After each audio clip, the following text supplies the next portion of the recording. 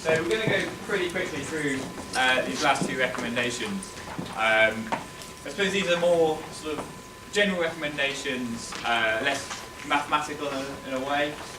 Recommendation 7 is around use of structured interventions to provide additional support.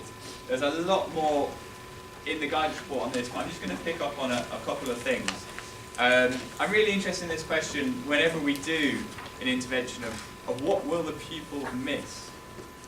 So if pupils are taken out of a class to do some kind of catch-up intervention, what is it that they're missing? Are they missing mathematics teaching, which could actually be more effective than the intervention that they're receiving? There's a possibility that they could actually make less progress than they had they remained in that classroom. We learned this the hard way at the EF. We tested a couple of catch-up interventions where pupils were taken out of the whole class to receive some catch-up support, and they actually made less progress than the pupils who remained in similar pupils who remained in the classroom. There's also important questions about whether they're missing something they enjoy. If they love PE and they're taken out of PE to do some maths, is that going to have impacts on their motivation and their engagement in maths? There's all sorts of considerations around that. There's also this idea of making connections between whole class teaching and the intervention.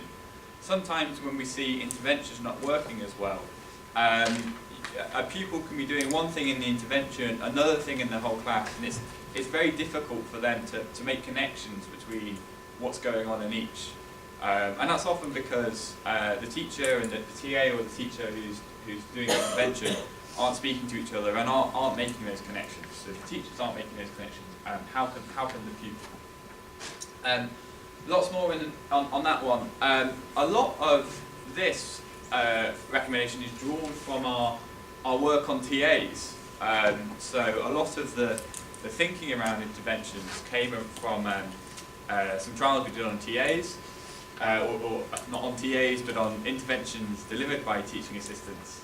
The first guidance report that we produced was called Making Best Use of Teaching Assistants.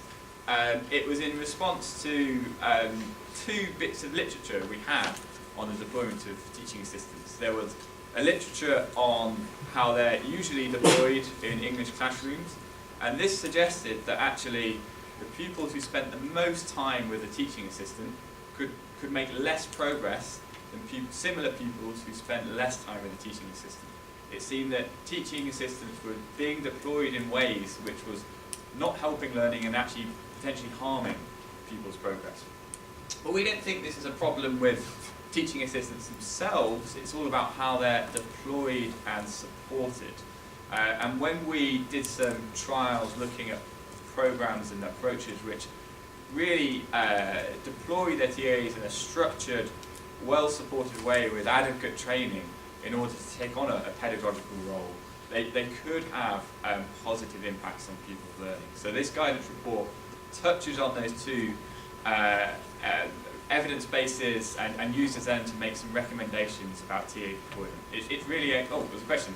Well, I was just going to come in on that and just say something about that idea of linking up what happens between the intervention that might take place outside of the classroom and how they then just manage that smooth transition back into the whole class. Yeah. And it does link to the TA, where in this report they found that there were children coming back into the classroom and the teacher was saying, the English teacher was saying, why haven't you put a full stop at the end of your sentence? And they were saying, that's what I do in the library with my TA. Yeah. So it had nothing, to them they weren't making the connection with, and you're supposed to then take what you learn in the intervention and seamlessly integrate it into what you do in this other context. And that seems obvious to us, but not to the child. Yeah. That's a fantastic example from the report of that connection really not working so well. But please do download this report. It's aimed at school leaders, those who are making decisions about how TAs are deployed and trained. Please do, if you're in that position yourself, please do have a look at it, but if not, please do pass it on to colleagues. As part of that guidance, we produced this interventions health check, a resource you can use to carry out a self-assessment of your interventions and reflect on whether they're as effective as they could be.